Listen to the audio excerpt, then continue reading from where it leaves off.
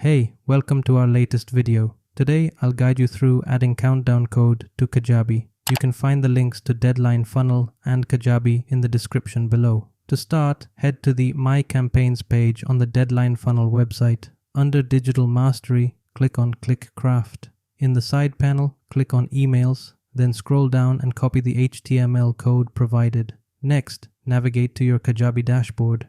In the side panel, click on Marketing and select Email Campaigns.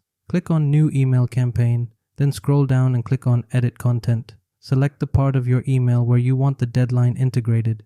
In the side panel under Body, click on the source code icon. Paste your HTML code after deleting the last statement based on your HTML code, then click OK. You can preview your email with the deadline integrated by clicking on Preview. Once you're satisfied, click on Save, then click on Save and Continue. Remember, you can find the links to Deadline Funnel and Kajabi in the description below. Thanks for watching, and I hope to see you again soon.